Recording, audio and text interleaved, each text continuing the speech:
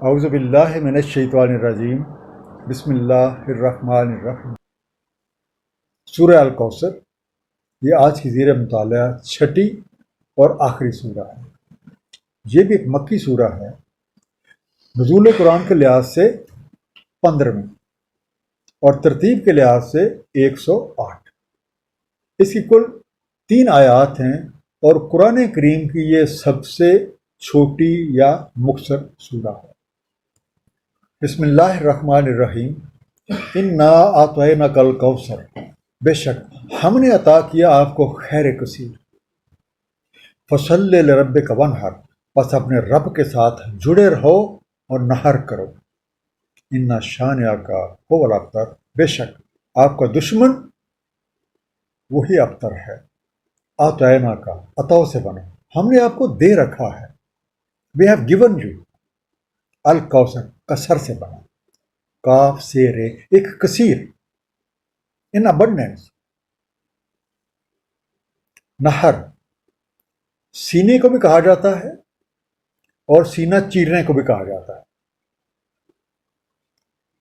اونٹ کو ذبح کرنے کو بھی کہا جاتا ہے، کیونکہ اونٹ کو ذبح کرنے کے لیے اس کے سینے سے متصل ایسی جگہ پہ نیزہ یا خنجر مارا جاتا ہے جہاں سے حلق شروع ہوتا ہے۔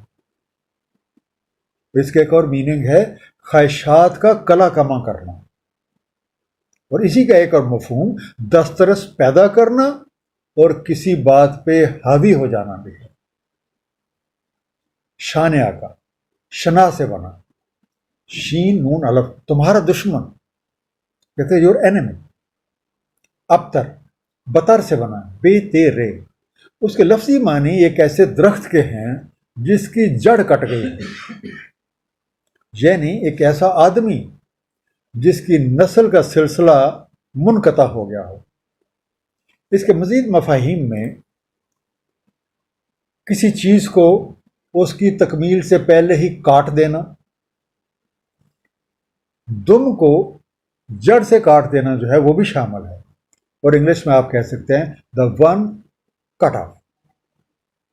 اب یہ جو پہلی آیت ہے انا اعطیناک الکوثر، اس میں لفظ کوثر پہ غور کریں۔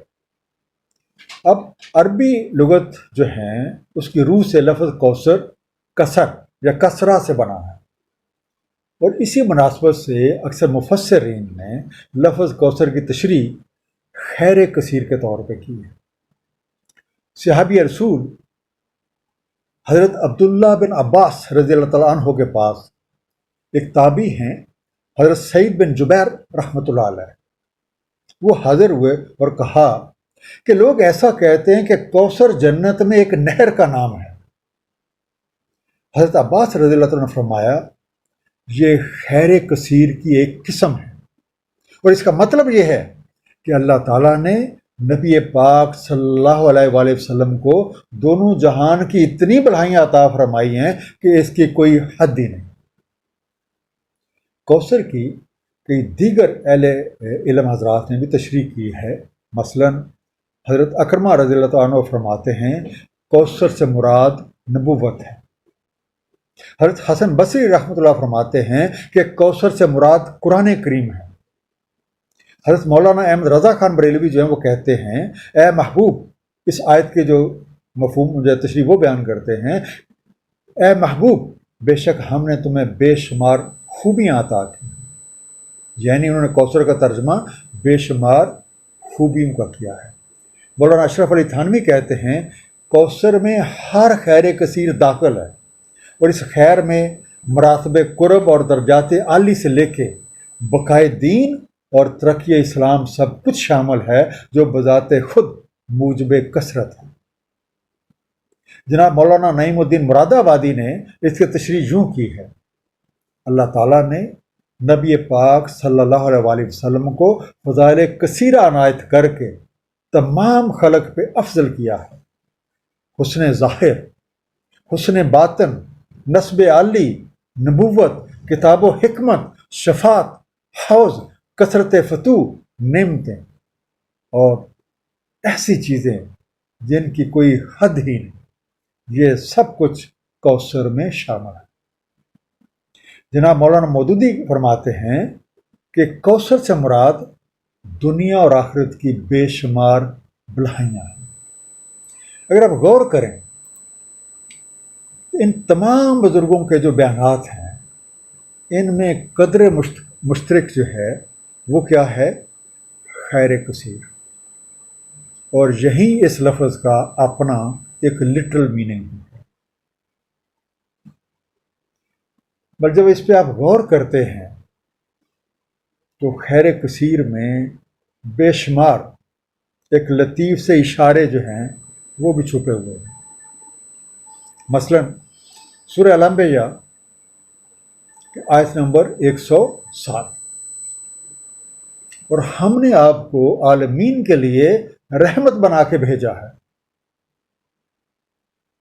تھوڑی دیر غور کیجیے گا، نبی پاک صلی اللہ علیہ وآلہ وسلم اس کائنات کی سب سے بلند مرتبہ اور سب سے برگزیدہ ہستی۔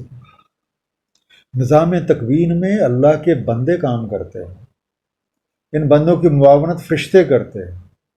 دراصل یہی وہ بندے ہیں جو اللہ تعالیٰ کے ارشاد کے مطابق فی الارض خلیفہ، اور اس نظام میں اللہ تعالیٰ کے اختیارات استعمال کرنے والے بندوں میں سب سے اعلیٰ عہدہ نبی کریم صلی اللہ علیہ وآلہ وسلم کے پاس تھا۔ اللہ تعالیٰ کے عطا کردہ وسائل کا حاصل ہونا اور پھر ان کو تقسیم کرنا خیر کثیر میں شامل ہے۔ تو کوثر سے مراد وہ تمام اختیارات، وہ تمام وسائل، وہ سارے انعامات، وہ سارے اکرامات اور سارے امتیازات ہیں جو اللہ تعالیٰ نے نبی کریم صلی اللہ علیہ وسلم کو عطا کیے ہیں اور آپ کی نسبت سے اس مخلوق کو مل رہے ہیں۔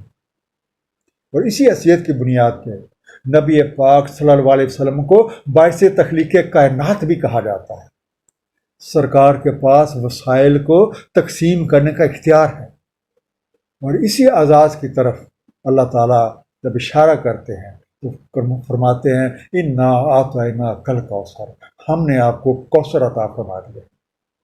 اب جس ہستی کو اتنے عظیم اختیارات حاصل ہیں ان کو ابتر کہنے والوں کو ہی ابتر کہا جاتا ہے، وہی بے نام ہیں، وہی محروم ہیں، اور وہی نامراد کہلاتے ہیں۔ ہمیں دیکھنا یہ چاہیے کہ اس صورت میں ہمارے لیے کیا سبق پوشیدہ ہے۔ عطا سے مراد تفضلاً کوئی چیز دے دینا ہوتا ہے، اور جو کوئی بھی عطا کے اس پروگرام میں شامل ہونا چاہتا ہے تو اسے سورہ اللیل آیت نمبر 5 پر عمل درآمد کرنا ہوگا، جس کا مفہوم ہے جو عطا کرتا ہے اور تقوی حاصل کر لیتا ہے، کیونکہ انسانی ذات کی نشو و نما ہر اس چیز سے ہوتی ہے جو شخص دوسروں کی نشو و نما کے لیے دے دیتا ہے۔ مثال کے طور پر اگر آپ خوشی حاصل کرنا چاہتے ہیں تو آپ کو دوسروں کو خوش کرنا ہوگا، خوشی لوٹ کے آپ کے پاس آئے۔ اگر آپ عزت حاصل کرنا چاہتے ہیں تو آپ کو دوسروں کو عزت دینا ہوگی، عزت لوٹ کے آپ کے پاس آئے گی۔ یہ وہی فارمولہ ہے جس کو میں بیان کروں، اور جو بارضا رغبت دیتا ہے تو اسی کو عربک میں کہتے تھے آتا، یعنی کہ خود پوری محنت کرنا۔ وہ جو محنت کر کے آپ نے کمایا ہے اسے بمطابق ضرورت جو اسینشلز آف لائف ہیں ان کے لیے اپنی جان کے اوپر، اور جتنا بھی بچ گیا ہے اس سارے کو اللہ کی مخلوق کے لیے خرچ کرنا یا ان کی نشو و نما کے لیے دے دینا۔ اگلی بات اس صورت سے ہمیں پتہ چلتی ہے کہ اپنے رب کریم کے ساتھ جتنا زیادہ تعلق ہم مضبوط بنائیں گے تو جو چیز ہماری ذات کی نشو و نما میں رکاوٹ بنی ہوئی ہے وہ دور ہو جائے۔